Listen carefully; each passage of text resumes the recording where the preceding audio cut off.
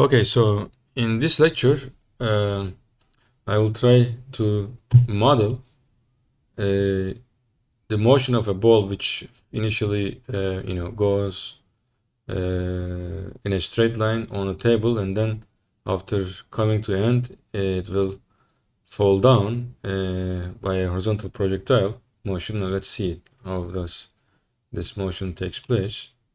Okay, this is it.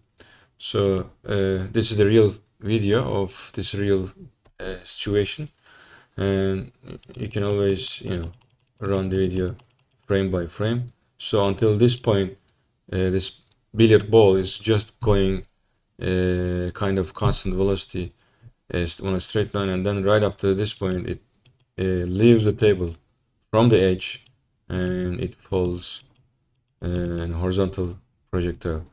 So obviously, in order to model this motion, one model cannot explain this because during the part that the ball is going straight on the table is a constant velocity, looks like constant velocity, a straight line motion, but after the edge, the motion of the ball is changing to projectile motion.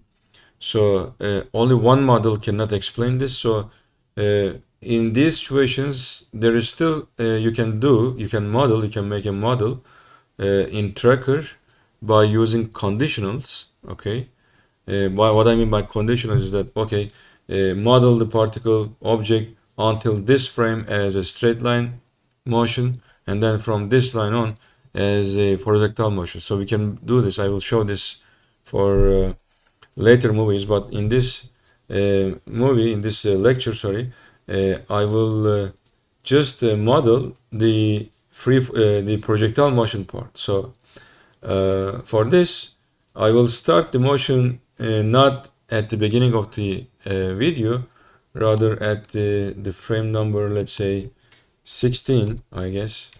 Yeah, 16. No, still on the edge, on the table, but I can move one more frame right at this point. Oops. Right at this point, it just leaves the table. So this is going to my starting point for the projectile motion part of the ball. So again, as always, let's first put a calibration stick. All right, so again, what happened? So I think no, this is not my calibration stick. Let me erase this. Delete. Okay. So this is the calibration stick that this is a meter stick, and then just shows that this distance is 1 meter for the tracker. And let me put my coordinate system. Coordinate system is I'm just put the on the initial frame. Well, it's not the initial frame for the whole movie, but it's the initial frame for the part of the motion which starts its projectile motion. Okay, so that's it. And then now I'm ready to get the position data for the ball. For that, I will define a point mass, and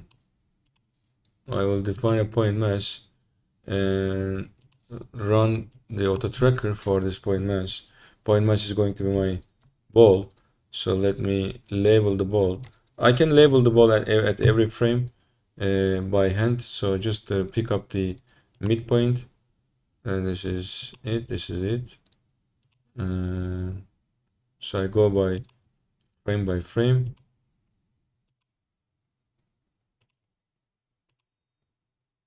Okay. All right. Let me do this. Okay. So you see, as I pick the position at every frame, you can also see the tracker is just simultaneously producing these position versus time plots next to the video. Okay, I guess this is the last frame. Okay, So total we have 14 data points. So when you look at, of course, when you look at the the trace that the ball takes, it just looks like a projectile motion. So how I'm going to model this, and these are the data points, and I'm just taking these data points as reference for my model that I'm going to produce now. For my model is to producing a model. Let me, well, I will choose the dynamic model. I will choose the dynamic model that since I know what kind of force is acting on the ball, well, it's obviously it's gravity, and just entering one force for the motion of the object is going to be enough for me together with the initial velocity. So let's choose this Cartesian model, and as soon as I choose this, the tracker just puts the model particle on the first frame. So let's choose this color first to blue, so that I can make a difference with the red data points. So this is my model particle, and in the model particle window you see, let me enlarge the fonts so you can see better. Okay, so you see this is a little large. Okay, so you see the model window. On the model window I have some parameters like the mass. Well, the mass doesn't matter because every object regarding the mass, you will do the same type of acceleration. We'll make this move with the same acceleration of 9.8, but I have to add as an external extra parameters g, because there is gravity, and I model this gravity by giving it's the value for the gravitational acceleration is 9.81. And next, the force functions. Well, since the motion takes place on a plane, and there are two components of the force, one fx and fy, but there is no any force acting on the horizontal direction, so I just I keep this 0. But on the vertical direction, from this point on, the gravity is acting on the ball downward, since it's downward, I put minus sign over here. It is just the weight, m times g. Okay, so this is the force that I just modeled. But as soon as I just entered this force value, what you see is the model particle is just falling freely right from this point on. Why? Because I didn't give the initial velocity vx, because normally the real motion of the real ball is in such a way that it just leaves the edge with some initial horizontal, non-zero horizontal velocity. But over here, since I haven't entered any velocity value, it takes as 0, so it goes right straight down. So I just let's try some numbers. Let's give some value like 2 maybe. Okay, you see 2 produces the trace for the model, but you see it's not overlapping. The model particle is, you see, as this blue circles. It's not matching with the real motion with as you see over here, the red circles. So that means I should decrease this initial velocity in the x to, let's say, 1.5 maybe. Well, it's getting closer now, but it's still there are some differences. Let's choose some footprints as a bolt. Okay, field circle, bolt circle. How about bolt circle? Bolt diamond. Okay, maybe you better see the model now. Let's choose normal. Okay, bolt. Yeah, so you see better now. And also for the mass, let me choose footprints as the bolt. Okay, so probably you see better now on the screen. So you see there is mismatch. These model and the real position of the ball is not matching. Let's why? It's because, well, it's not that on the horizontal almost they are matching, but on the vertical it's not matching. On the vertical, the model just falls behind on top of the real motion. So that means like I have to give some velocity in the vertical direction also, right? Because it looks like the the model is just falls in the upward direction at almost every point, every data point. So probably I should give some initial velocity, because when I just look at over here, well, the thing is, first I have to move my coordinate system. No, I cannot move it. Why I can't move it? Okay, so it's not moving. Is it? There is a way. Is there any way to move it? Okay, let me fix origin. Lock. No. No. Okay. Coordinate system units locked. No. Fix scale for reference frame default. Fix origin. Okay. It's not locked. Why I cannot move it? Okay, first let me choose my model and make it invisible. Maybe it will help. Yeah. Now I can move this and then make my model visible now. Okay. So there was this mismatch first because I just choose my coordinate to be a little different from the real position of the object.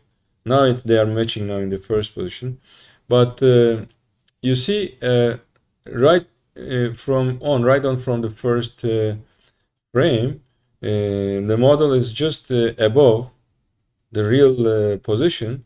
So maybe I should give some initial velocity in the downward direction, and this is I can do for Vy. I can just put some number, maybe 0.1. No, and minus 0.1, of course, in the downward direction. So I have to put minus. Okay, so it looks like it works, but it's now it's below. It stays below from the very first window, and it's just, in fact, this difference increasing. So let's make this 0.05. Maybe it's better now. And the other thing is, now from the second frame, you see I think the model is going faster in the horizontal direction, so I can change this from 1.5, maybe from 1.45. Now it falls behind. Increase it 48. It seems okay now. Okay, but for the first couple of frames it's okay, but from the frames like 5, 6, 7, it falls behind in the horizontal direction. So that means maybe I can increase it a little bit. And also what about making this not -5 but 3? No, it is 6, maybe. Yes. Okay, so you see what I'm doing is I'm trying to just change these initial values so that I can match my model's position with the real position of the object. So this is how you fine-tune your model. Now if you just look at from a distance, it seems that, well, it looks like okay, right? In almost every frame, the blue circles, which is the model, just follows the real motion. As you see, it just follows the real motion of the ball.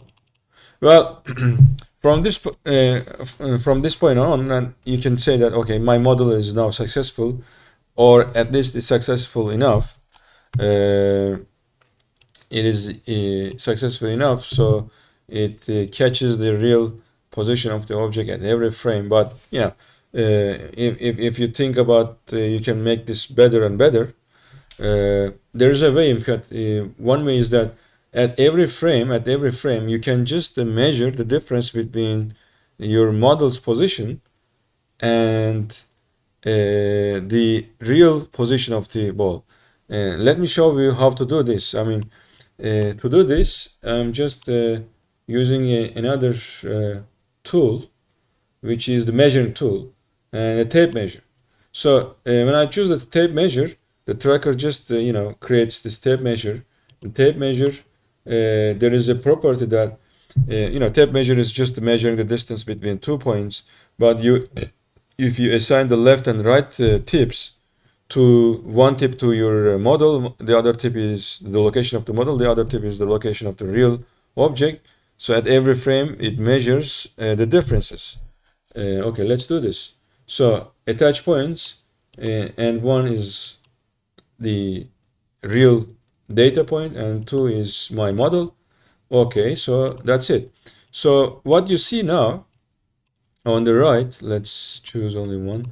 Okay, on the right, there is this L in the vertical direction and the time. So L is in terms of meters. You see some numbers like on the order of millimeters. It's going like 1 millimeter, 1.5 millimeter, and every point means that, for example, if I just click on one of the points, the object comes to that relevant frame, and that means at that frame, my model's position and the real position of the object is just around 2 millimeters, between 1.5 millimeters and 2 millimeters. So this is what this measuring tool does.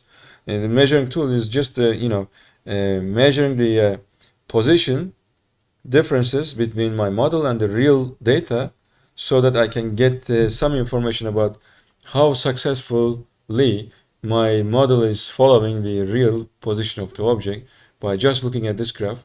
As you see, these numbers, like the distances between the real motion and my model, is relatively weak at these points, at early points, but later on this is increasing. But let's see how this is changing when I play with the parameters. Let's make, for example, let's change this, and just keep this plot in your mind.